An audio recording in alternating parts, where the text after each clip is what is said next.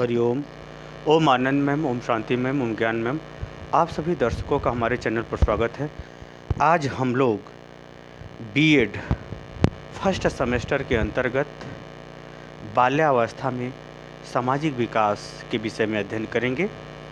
बाल्यावस्था किसे कहते हैं? बाल्यावस्था 6 से 12 वर्ष की जो बीच की जो उम्र होती है उसे हम बाल्यावस्था कहते हैं। बाल्यावस्था में सामाजिक विकास का क्या तात्पर्य है?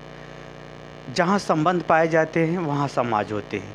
तो सिर्फ समाज में व्यक्तियों से ही संबंध नहीं होते, बल्कि व्यक्तियों में संबंध के कारण से अन्य क्षेत्रों में भी उसके संबंध बनते हैं। जैसे नैतिकता के क्षेत्र में उसका संबंध, जैसे आस्तिक है तो संबंधित है, नास्तिक है तो नहीं संबंधित है। क्रियाओं से भी संबंध उसके होते हैं, मूल्यों से भी संबंध होते हैं, आदर्शों से भी संबंध होते हैं, रीति रिवाज परंपराओं से भी उसके संबंध होते हैं।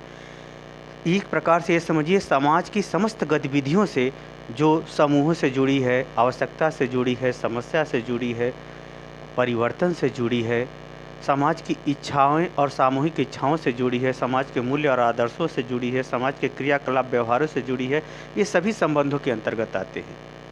तो अब हमको ये देखना है कि बाल्यावस्था में बालक का किस तरह से समाज के संदर्भ में उसका विभिन्न क्षेत्रों में संबंध किस प्रकार से बनते चले जाते हैं और बालक किस प्रकार से सामाजिकरण की प्रवृत्ति होती जाती है, यानी समाज के अनुरूप वह कैसा व्यवहार, कैसा क्रियाकलाप सीखता जाता है। इसको हम लोग इस वीडियो के अंतर्गत देखेंगे। आप सभी दर्शकों से एक मेरा और भी रिक्वेस्ट है कि ज्ञान तो हर जगह आपको मिल जाएगा, किताबों में मिल जाएगा, आपके शिक्षक भी आपको पढ़ाते ही होंगे क्लास में। आप ये समझिए कि हाँ, यूट्यूब पर बहुत सारे मिल जाएंगे, परंतु याद ये रखिए, हमारा वीडियो बनाने के पीछे यही उद्देश्य है कि आप इसे 2-4 बार सुन के याद कर लें, क्योंकि जब तक ज्ञान आपके दिमाग में नहीं होगा, जब तक ज्ञान आपके सोच समझ में नहीं होगा, आपके व्यवहार में नहीं होगा, तब तक कहीं भी ज्ञान का कोई मतलब आपके लिए नहीं है। इसलिए चाहे जिस तरह से हो, सुन करके, समझ करके, लिख करके याद कर जाइए। इसी में मेरी भी सफलता है, आपकी भी सफलता है। या जो आपको क्लास में शिक्षक पढ़ाते हैं, जहाँ पर आपका एडमिशन है, उनकी भी इसी में सफलता है। इसलिए ही विद्यार्थियों, आप पढ़ाई में मन लगा के, पढ़ के, याद करके सफल होइए। इसी में आपकी सफलता है, देश की सफलता है, हमारी भी सफलता इसी में है।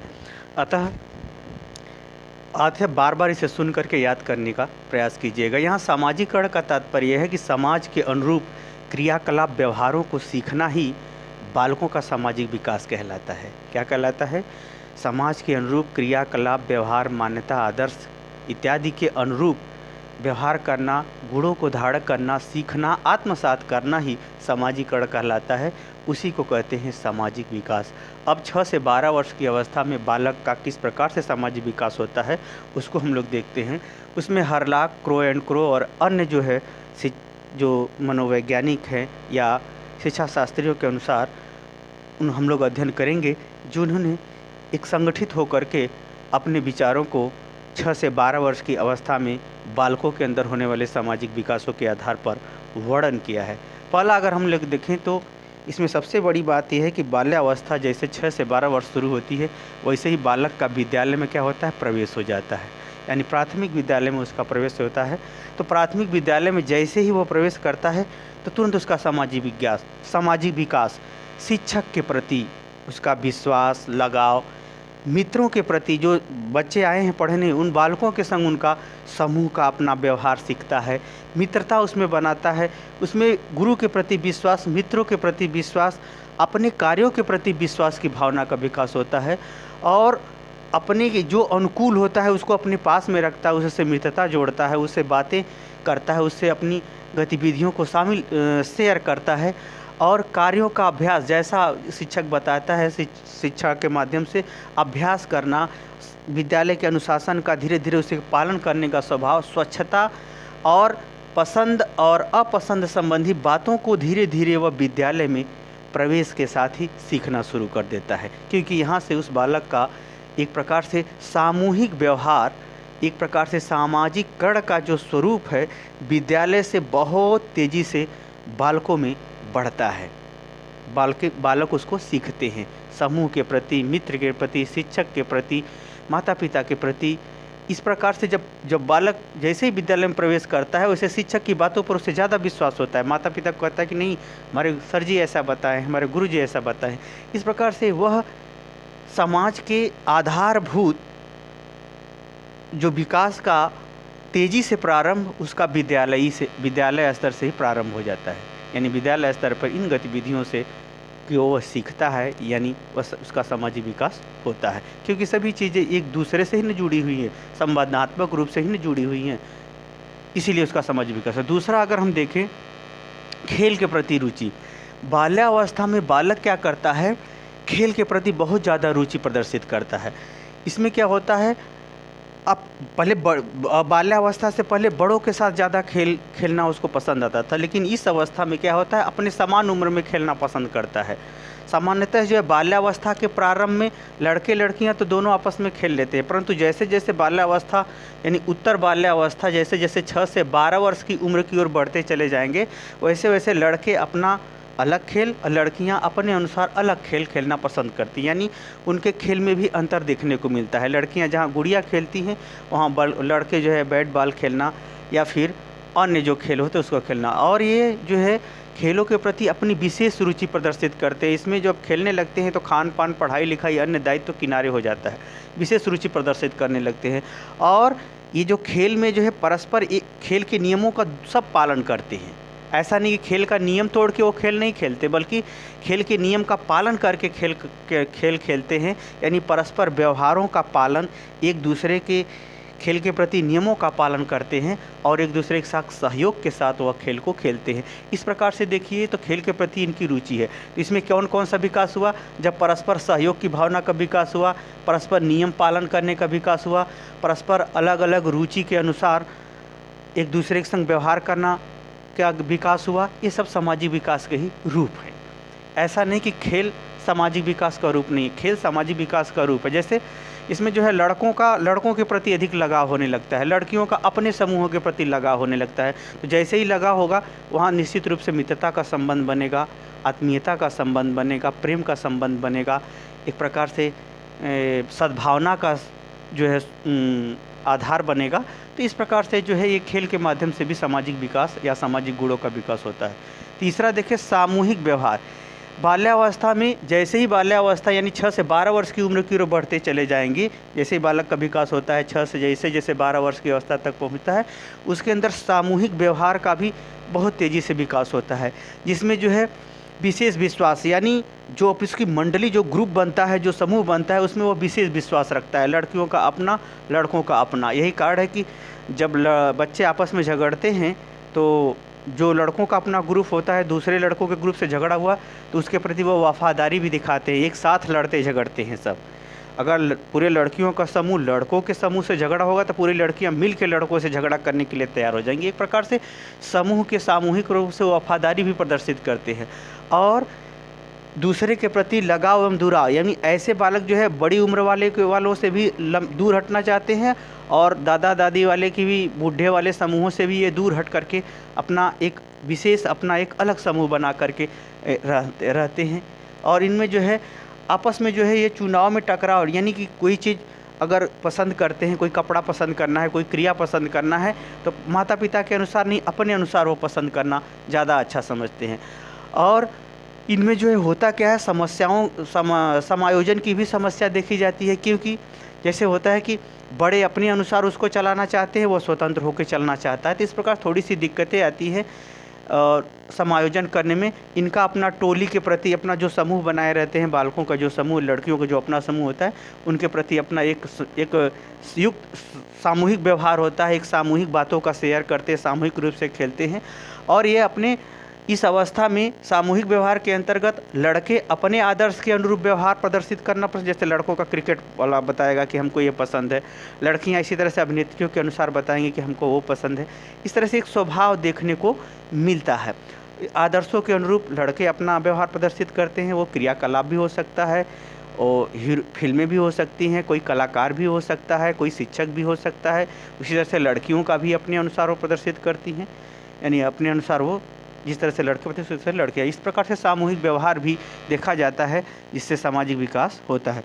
उसी तरह से सामाजिक दायित्वों की बात करें, यानी समाज के प्रति जो कर्तव्य है, जो समाज के प्रति जो जिम्मेदारियां हैं, उसके प्रति भी लड़के लड़कियों में अलग अलग व्यवहार इसी बाल्यावस्था में देखा जाता है।